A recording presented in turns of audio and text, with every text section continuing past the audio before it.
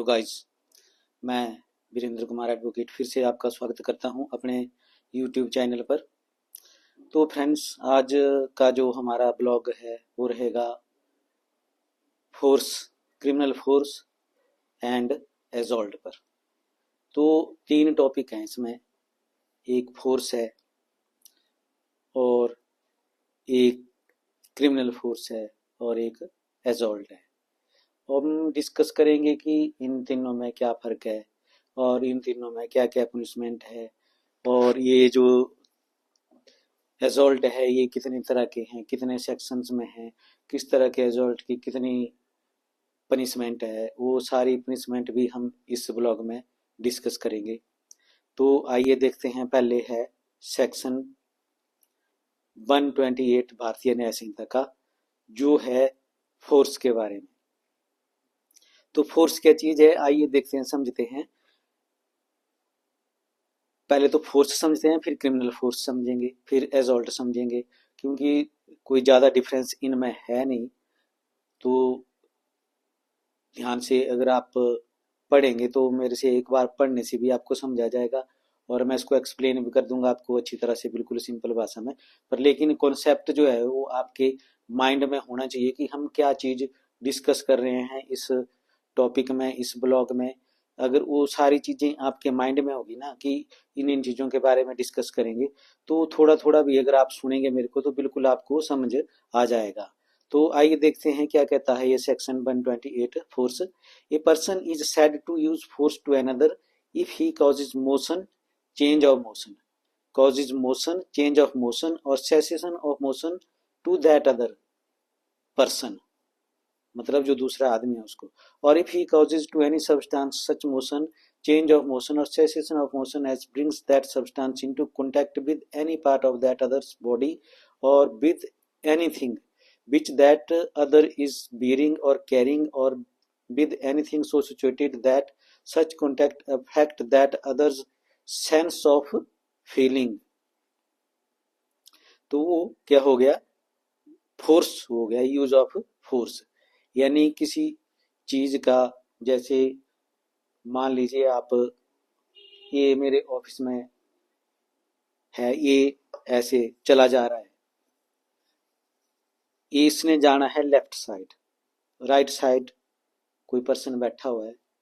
मैंने क्या करा, जो ये लेफ्ट साइड जा रहा था इसकी जो मोशन है इस चीज का ना, चेंज करके राइट साइड को कर दिया।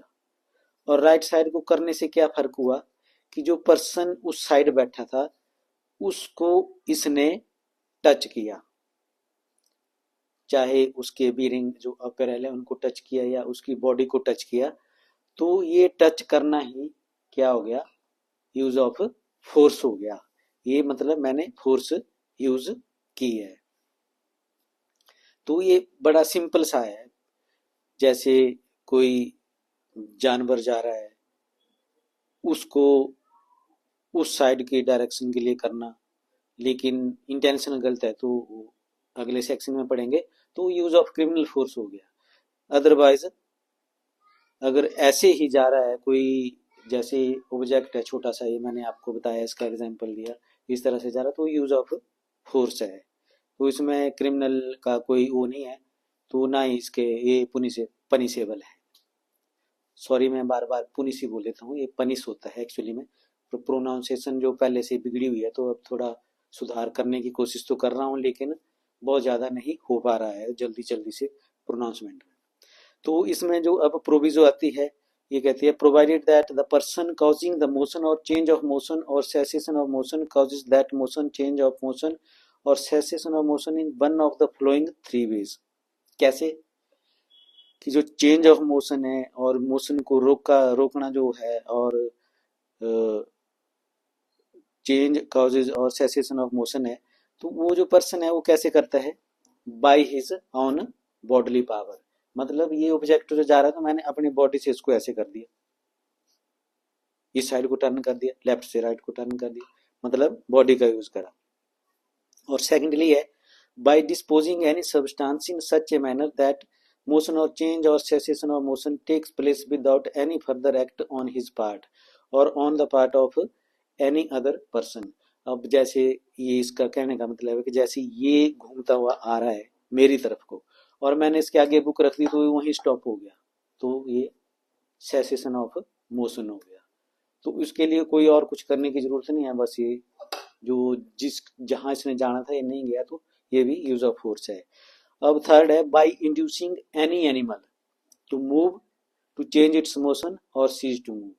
यदि कोई जानवर है उसको जो बांधा हुआ है खूंटे से उसको छोड़ देना, वो भी मोशन में चला गया। और या वो राइट साइड को जा रहा है तो उसको लेफ्ट साइड को कर देना, वो भी चेंज ऑफ मोशन हो गया। या उसको जहां वो जा रहा है वहां जाने न देना, पकड़ के उसको बांध देना या रोक देना, तो वो भी सेसेशन ऑफ मोशन हो गया। तो ये था जो फोर्स, जो मैंने आपको बिल्कुल एग्जाम्पल के साथ और ऑब्जेक्ट के एग्जाम्पल के साथ आपको बता दिया है। अब इसमें पनिशमेंट कोई नहीं है, तो ये हम अब अगला सेक्शन डिस्कस करेंगे, वो है सेक्शन 129। ये पनिशेबल हो सकता है, क्यों? क्योंकि इसमें जो यूज है वो क्रिमिनल फोर्स का हो रहा है। तो आइए देखते हैं पनिशेबल है भी कि नहीं, तो इसको पढ़ लेते हैं। पहले क्या है ये सेक्शन, क्या कहता है, आइए देखते हैं। Criminal force, whoever intentionally uses force to any person without that person's consent in order to the committing of any offense or intending by the use of such force to cause or knowing it to be likely that by the use of such force he will cause injury, fear or annoyance to that person to whom the force is used is said to use criminal force to that person। तो इस जो section है इसमें भी punishment कोई नहीं है। इसकी जो पनिशमेंट है वो चलेगी जो आप क्रिमिनल फोर्स का यूज करके जो इंजरी कॉज करेंगे उसके हिसाब से ही इसकी पनिशमेंट चलेगी। यानी जो चोट आप उसको पहुंचाते हैं और जो जिस सेक्शन में वो चोट फॉल करती है उस सेक्शन में जो पनिशमेंट प्रोवाइडेड है वही पनिशमेंट चलेगी। इसमें केवल हम डिस्कस करेंगे डेफिनेशन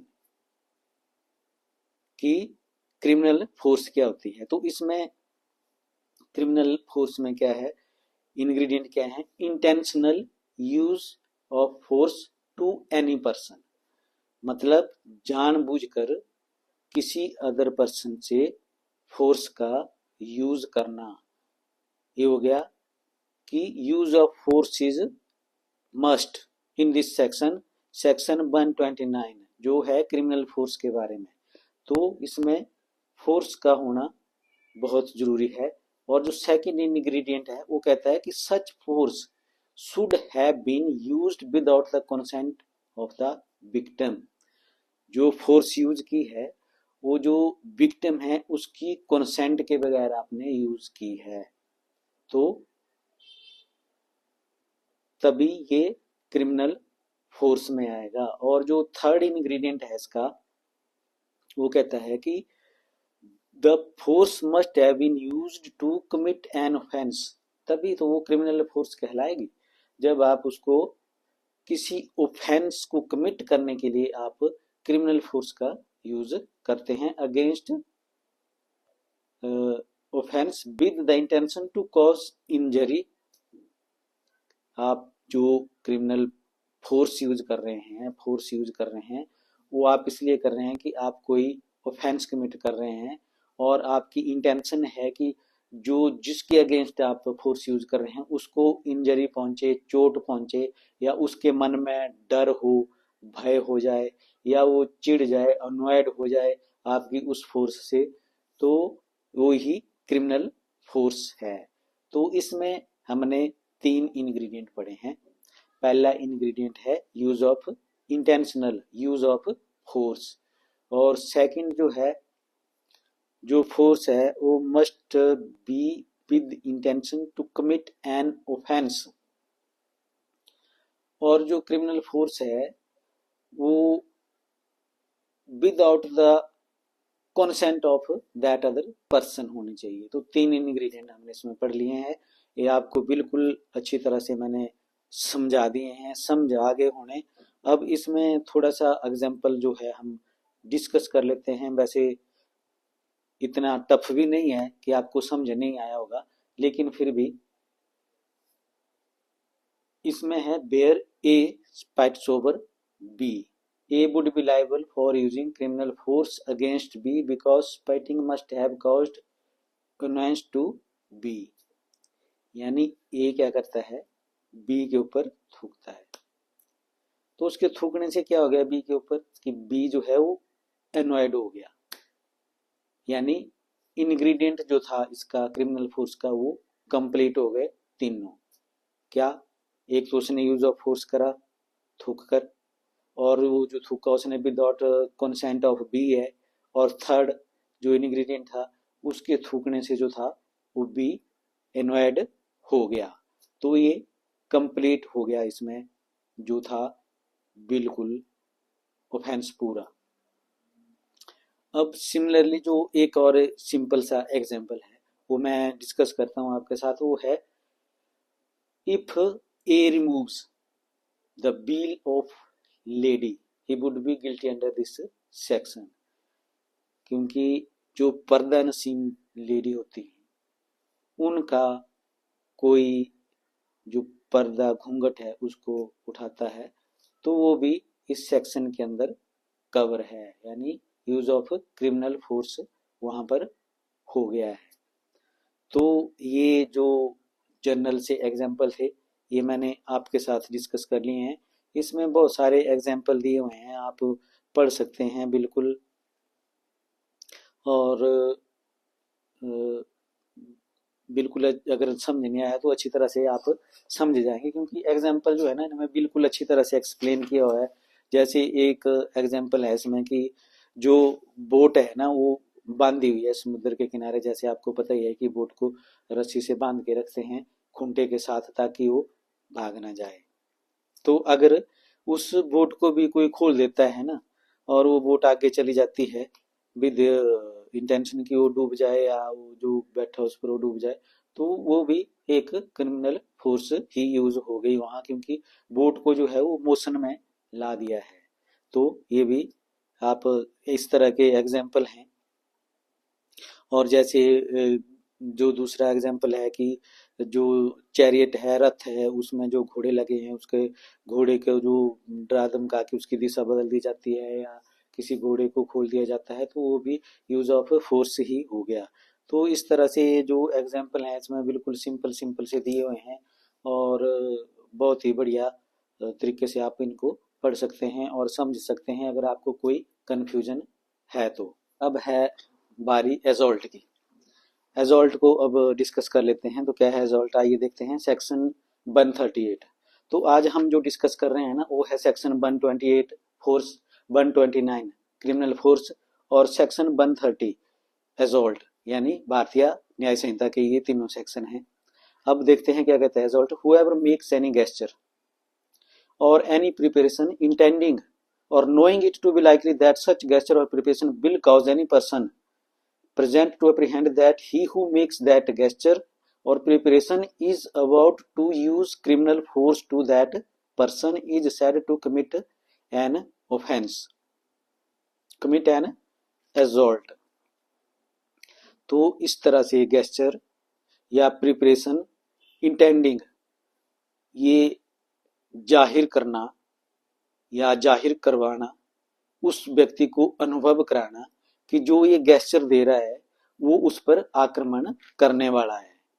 इस तरह से कोई सिग्नल करना, इशारा करना या गेस्चर करना कि जो सामने वाला पर्सन है वो एप्रीहेंड करे कि उस पर ये बंदा आक्रमण करने वाला है। लेकिन इसमें एक एक्सप्लेनेशन है, वो क्या कहती है कि सिर्फ मेयर वर्ड्स जो सिर्फ बोला गया है that do not amount an assault, सिर्फ ऐसा बोलना कि मैं तेरे को मारूंगा तो ये एजॉल्ट नहीं है।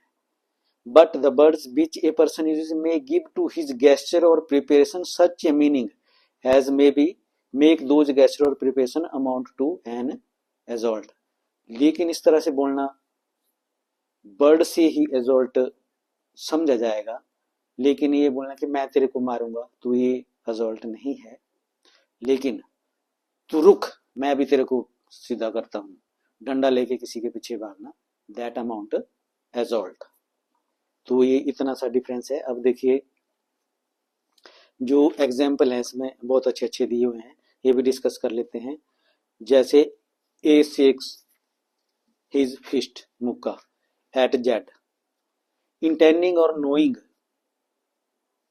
जानबूझकर, it to be likely that he may thereby cause Z to believe that A is about to strike Z। इस तरह से अपना लाना कि जो Z है वो बिलीव करे कि वो उस पर आक्रमण करने वाला है। तो यहाँ क्या है, A has committed an assault। इस तरह से लाना या आगे करना या कुछ ऐसे करना कि उसको लगे कि हाँ मेरे ऊपर आक्रमण हो गया है। अब जो सेकंड एग्जांपल है वो क्या कहता है, ए बिगिंस टू अनलूज द मजल of A furious dog, ferocious dog, intending or knowing it to be likely that he may thereby cause Z to believe that he is about to cause the dog to attack Z, A has committed an assault upon Z। यहाँ ये क्या करता है कि जो पागल कुत्ते हैं, फ्यूरियस जो डॉग हैं, उनको जो बंधे हुए हैं उनको खोलने लग जाता है, ये दिखाने के लिए जेड को कि वो उसके ऊपर उनको छोड़ रहा है। तो ये हेयर क्या हो गया, ये यहाँ भी ये जो है वो गिल्टी है एजॉल्ट का। और एजॉल्ट और क्रिमिनल फोर्स में कोई ज्यादा डिफरेंस है नहीं। तो इसके बाद है सी एग्जाम्पल, ये थोड़ा बिल्कुल सिंपल है। A takes a stick saying to Z, जो हमने एक्सप्लेनेशन पढ़ी वो इसको ये जो एग्जाम्पल है उसको एक्सप्लेन कर रहा है। तो A takes up stick saying to Z I will give you beating, कि मैं तुम्हें मारूंगा। तो हेयर क्या है, यहाँ क्या है, here though the bird used by A could in no case amount to an assault, and though the mere gesture unaccompanied by any other circumstances might not amount to an assault, the gesture explained by the birds may amount to an assault। तो यहाँ जो है ना कि मैं sticks लेके मैं तेरे को मारूंगा ना, मार तो नहीं रहा है, तो ये assault नहीं हुआ। अब बारी आती है इसके बाद पनिशमेंट की। तो जैसा कि मैंने फ्रेंड्स आपको पहले डिस्कस कर दिया था, बता दिया था कि जो क्रिमिनल फोर्स है ना वो ऐसे वो पनिशेबल नहीं है, लेकिन जो ऑफेंस के साथ पनिशेबल है। तो अब इसमें देखिए कैसे है वो पनिशेबल। अब जो सेक्शन 131 है वो क्या कहता है, पनिशमेंट फॉर एजॉल्ट और criminal force otherwise than on grave provocation. तो इसमें एजॉल्ट और क्रिमिनल फोर्स के लिए पनिशमेंट जो है डिफाइन की हुई है, whoever assault or use criminal force to any person otherwise than on grave and sudden provocation given by that person shall be punished with the imprisonment of either description for a term which may extend to 3 months or with fine which may extend to 1000 rupees or with both। यानी क्या है कि किसी के द्वारा कोई provocation नहीं है, ग्रेव एंड सडन प्रोवोकेशन नहीं है कि जो एजॉल्ट और यूज ऑफ क्रिमिनल फोर्स है उसको जस्टिफाई कर सके। तो इस केस में जो है वो दोनों एजॉल्ट और क्रिमिनल फोर्स पनिशेबल हैं। कितनी उनमें सजा है, 3 महीने तक की सजा है और 1000 रुपए जुर्माना हो सकता है only on mayor use of criminal force and assault.